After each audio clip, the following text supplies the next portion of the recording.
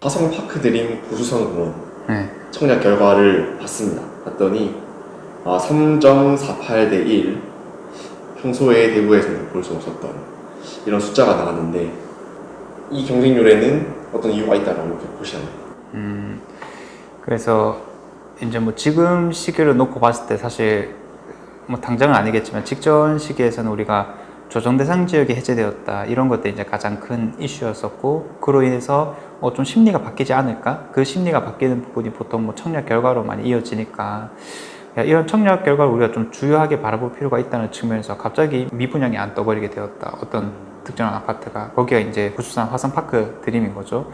그래서 이걸 가지고 이제 우리가 잘 해석해 보는 게 상당히 중요하다, 이렇게 이제 말씀을 드릴 수가 있을 것 같은데, 일단은 사실 조정 대상 지역의 해제에 대한 기대심, 요거는 좀 아닌 것으로 보여지고요. 그 지역만의 어떤 특징이 있었다, 이렇게 판단을 하고 있는 건데, 주요한 특징으로 첫 번째로 꼽는 것은 그 지역 내에서 공급이 너무 없었다. 일단은 그렇게 말씀을 드릴 수가 있을 것 같아요. 그래서 이제 칠곡에 사시는 분들이 정말 많이 하시는 말씀이 뭐냐면은 살기에는 너무 좋다라는 거거든요. 비록 중심가에는 오래된 아파트밖에 없긴 하지만 인프라 같은 것들이 워낙 잘 갖춰져 있기 때문에 살기에는 좋다, 근데 안 오른다, 이렇게 이제 좀 표현을 했던 곳이었어요. 저는 그 이유를 이제 확장성이 좀 부족하다, 이렇게 이제 표현을 했던 건데, 이 확장성이라는 것은 오랜 기간 동안 신축 아파트가 안 들어오게 되면은 이 자연스럽게, 원래 사람들은 기본적으로 신축 아파트에 관심이 좀 많이 간다는 측면이 있고, 그리고 신축 아파트부터 가격이 오르는 특징을 좀 가지고 있기 때문에 어쨌든 아파트가 올라가줘야지 관심을 가지고 가격이 오르고, 그리고 자연스럽게 주변 아파트들이 영향을 받아서 따라간다는 측면인 건데, 너무 오랫동안 안 들어와 있다 보니까 이런 측면에서 가격이 좀 안 오르는 경향이 있었다, 이 거주 환경에 비해서. 자, 그래서 거주 조건은 좋지만은 투자 가치는 조금 떨어지는 지역이다 라고 평소에 언급을 해왔었는데, 정말 십몇 년 만에 중심가에 이제 아파트가 새로 하나 공급이 되어 버렸어요. 근데 이 공급이라고 했을 때는 바로 옆에 있는 도남지구와는 좀 구분을 하긴 해야 되거든요. 도남지구는 붙어 있긴 하지만은 중심 인프라를 갖추지 못했다라는 측면에서 이번에 구수산 화성파크 드림은 이제까지의 부족했던 점들을 조금 채울 수 있다는 측면에서, 적어도 투자자는 아닐지라도 내부에서 이 실거주 옮겨가려고 하는 사람들이 좀 많지 않았을까, 그렇게 판단을 하고 있습니다. 그 신축이 좀 귀한 칠곡이라는 지역에서 이제 신축 아파트 단지다. 이제 그 부분이 이 경쟁률에 좀 반영이 되었다라고 보시는 거네요. 네, 맞아요. 그렇다면은 이 실거주의 측면을 조금 떠나서, 물론 실거주 중요하지만은 투자의 관점에서 봤을 때 지금 84 타입이 분양가가 대략 5억 2천 정도인데, 이 가격에 대해서 어떻게 생각을 하실까요? 가격도 뭐 사실 나쁘진 않은 거죠. 왜냐하면 대구 중심가라고 했었을 때 기본적으로 나오는 가격이 6억대부터 나오게 되는 거니까, 사실 분양 단지들로만 놓고 봤을 때는 절대적으로 비싼 분양가는 아니다, 일단 그렇게 말씀을 드릴 수가 있겠고, 70 내 지역에서 이제 본다라고 하면은 뭐 그렇게 비싸지도 않고 그렇게 싸지도 않다, 그냥 뭐 적정한 수준이다라고 판단하고 있긴 하거든요. 그 주변에 있는 아파트들을 좀 생각해 봤을 때, 예를 들어서 2000년대에 지어진 영남 네오빌이라는 아파트가 사실 그 일대에서는 가장 인지도 좀 높다라고 볼 수 있어요.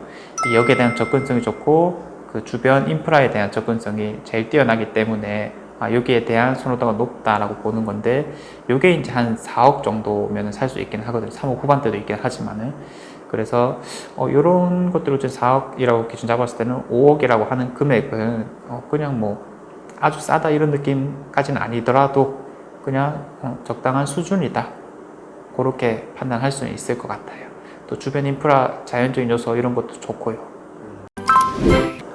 그럼 저는 이 경쟁률이 어떤 청약 시장에 대한 좀 분위기의 반전일 수 있지 않을까라는 생각을 했는데, 그렇게는 이제 판단하고 계시는 않은 거예요. 네. 그래서 그거는 정말 주목할 만한 경쟁률이긴 했었는데, 우리가 다른 지역의 경쟁률도 같이 한번 살펴볼 필요가 있다라고 이제 말씀을 드릴 수밖에 없을 것 같거든요. 왜냐하면 분명 칠곡이라는 지역보다 더 좋은 입지라는 것이 있고 그 입지 안에서 분양된 단지들은 어느 정도의 경쟁률을 갖췄는가, 요거를 이제 한번 집중해서 본다라고 했었을 때 2022년 기준으로 한번 놓고 볼게요. 2022년 이후에 분양한 것 중에 가장 경쟁률이 좋았던 게 뭐였냐면 대구역 뒤쪽에 분양을 했었던 대구역 자이터스타라는 게 있었어요. 그게 이제 한 6억 정도에서 8세타의 가격이 형성되었던 건데, 그게 1순위에서는 다 미분양이었어요. 그것조차 2022년에 가장 괜찮다고 하는 것조차. 그리고 2순위쯤 되어서 그나마 몇 대 1 이렇게 이제 떴던 상황이었었거든요. 그런데 이제 요거가 그러면 제일 좋은 성적이었었고, 기타 다른 것들을 한번 비교해 봤을 때도 미분양이 아닌 게 하나도 없다 보니까 전 타입 통틀어 가지고 뭐 한두 세대 뽑는 이런 거 빼고 50세대 이상 이제 공급을 하는 것 중에서는, 그래서 아직까지는 이 청약 경쟁률에 있어서 변화를 뭔가 기대해 보긴 힘들다, 이렇게 이제 판단을 하는 거고, 이 심리가 바뀌는 부분에 있어서 이런 청약 경쟁률과, 그리고 또 한 개는 이제 거래 건수가 늘었느냐, 이런 것들을 이제 잘 살펴보면은 말씀하신 어떤 심리가 바뀌었다라고 할 만한 포인트는 아직 발견하지 못했다, 이렇게 이제 판단하고 있죠. 그럼 그 심리가 바뀌었다는 포인트가 나중에 생긴다면 저희가 어떻게 그걸 좀 발견을 할 수 있을까요? 보통 우리가 가격이 어쨌든 떨어진다라고 했었을 때 기본 전제 조건은 이 매물이 쌓이냐라는 거고, 그 매물이 쌓인다는 것은 결국 거래가 일어나지 않는다라는 거잖아요. 그래서 일단은 먼저 가격이 상승하기 전에 우리가 바라봐야 될 지표는 거래량이 상승했느냐 부분이거든요. 그래서 이제 이 거래량 측면에서 한번 살펴보자면은, 우리 대구 같으면은 평균적으로 이 거래량들이 월마다, 월 기준으로 아파트는 3,000건 정도가 평균적으로 발생해요. 원래 월마다.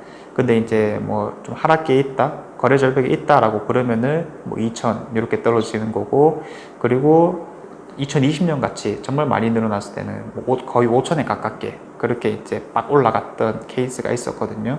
근데 지금 2022년도 기준으로 월 평균을 한번 잡아보면 900회 정도예요.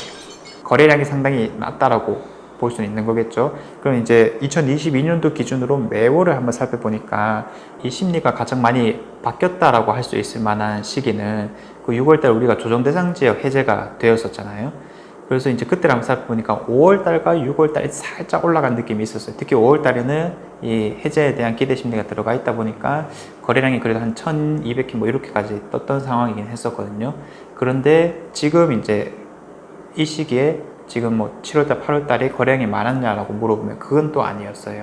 그래서 잠깐 일시적인 현상이 일어났다라는 거고, 지금도 어쨌든 여전히 평균 한 900회 정도를 이루어지고 있기 때문에 이런 부분들 최소한 2,000건수는 나와야 된다고 봐요. 일반적인 시장이라면. 그래서 뭐 당장에 뭐 내일 2,000건이 되겠냐 이런 거에 집중하기보다는 이게 평균적으로 1,000회가 되고 1,500회가 되느냐, 일단은 1,500회에 먼저 한번 관심을 둘 필요가 있다고 보여지고요. 그 다음에 이제 그 이상으로 넘어가게 되면 심리가 확실히 좀 바뀌고 있구나, 이렇게 판단을 할 수가 있는 건데, 어쨌든 이게 대구 전체적인 아파트로 보는 거니까 큰 거시적인 좀 심리를 판단하는데 중요한 포인트가 되는 것이다 라고 이제 판단하고 있는 거고요. 그 다음에 이제 조금 더 세밀하게 들어갔을 때 결국에 이 전체적인 가격이 올라주려면은 또 선행돼야 되는 게 투자자들이 좀 움직이는 시장이냐, 이거를 바라보긴 해야 되거든요. 투자자들이 사는 시장이냐라는 거죠. 그래서 이 투자자들이 바라보는 것은 어쨌든 두 개의 종목밖에 없다. 입주하는 아파트라거나 아니면은 미분양 선착순 할 수 있는 물건들, 이 미분양들이 빨리 잡혀 나가는가, 그런 것들도 우리가 주목을 하고 있어야 되는 부분이죠. 그러면 지금 선착순하는 단지 중에 혹시 좀 눈여겨볼 만한 그런 단지가 있을까요? 그러면 사실 이제 뭐 대구는 우리가 두 군데 지역을 나눠볼 수가 있는 거죠.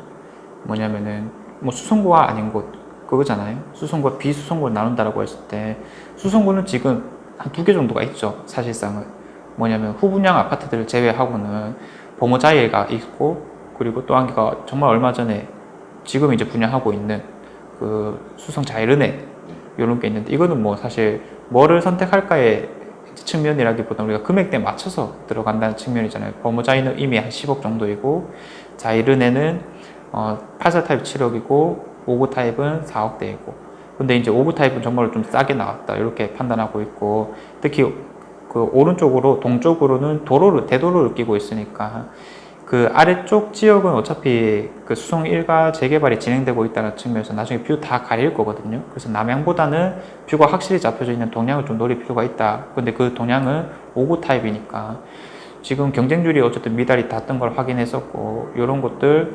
선착순으로 그 좋은 층수를 가져가면은 적은 금액대에 좋은 입지에 좀 들어가는 케이스가 되는 거다. 요거 선착순 노려봐라. 이렇게 이제 좀 확실하게 말씀드리고 싶고요. 자금적으로 한 5억 정도를 마련할 수 있다라면 보모자유도 아주 좋죠. 그래서 이런 것들은 둘 다 어쨌든 충분히 좋은 입지니까 눈여겨서 봐도 된다. 이렇게 말씀드리겠고, 비수성구라고 했었을 때는 사실 떠오르는 게 많이 있진 않은데 뭐 예전부터 좋다라고 말해왔던 대봉산 이다음이라거나 아니면은 올해 뭐 경쟁률이 가장 좋았던 대구의 차이더스타 이런 것도 마찬가지로 더 좋고요. 어쨌든 제가 선착순 이제 이런 리스트를 좀 확인했었을 때 뷰를 이제 괜찮게 가져갈 만한 것도 많이 남지 않았고 특히나 동대구역 일대에는 원래 선착순 진행할 수 있는 물건들이 꽤나 있었거든요. 근데 특히 뭐 2구역 이런 곳들은 조정 해제가 되고 나서 빠르게 좀 소진이 되었다 이렇게 알고 있어서 이미 계약률이 90%를 넘겼다 이런 걸로 알고 있거든요. 그래서 이런 측면에 있어서는 투자자들 일단은 이 선착순 진행할 수 있는 물건들을 조금 소진시키고 있다 이렇게 판단을 하고 있습니다. 그 수성구와 비수성구를 구분 지으신 이유는 네. 대출 규제 때문인가요?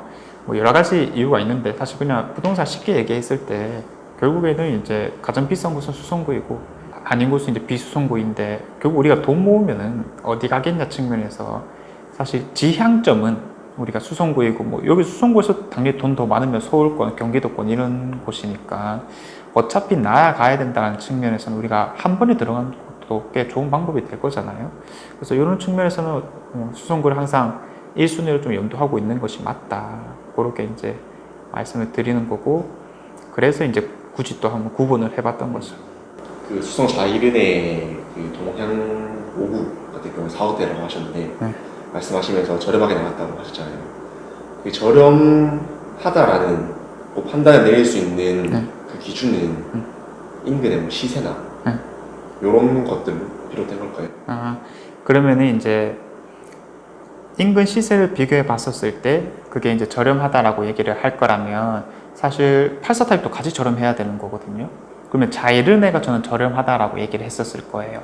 물론 이제 어느 정도 괜찮은 가격이 나왔다는 것은 인지하고 있지만은 왜 하필 84 타입에 비해서 59 타입이 저렴하다라고 이제 얘기를 하는 거냐면 평당 가격 측면이에요. 결국에는 한 단지 내부의 평당 가격은 동일하다라는 개념이 보통 있거든요. 그래서 84 타입이든 59 타입이든 평수에 따른 가격 차이는 있다 하더라도 평당 가격은 동일해야 되는데 이 7억 84 타입의 7억대라는 평당 가격을 계산해 보면 어쨌든 2천이 좀 넘는 수준이잖아요. 평당 2천이 넘는 수준인데 그걸 25평 기준으로 했을 때는 5억이 넘어줘야 된단 말이죠. 25평도. 근데 그 25평이 5억은 안 되고 있으니까 이런 거는 공급 금액에서부터 조금 차이가 나고 있다. 그렇게 판단하는 거고 이거는 84 타입에 비해서 확실히 싸구나. 이렇게 이제 결론 낼 수가 있는 거죠. 혹시 그러면은 미분양에 대해서 좀 더 여쭤봐도 될까요? 네.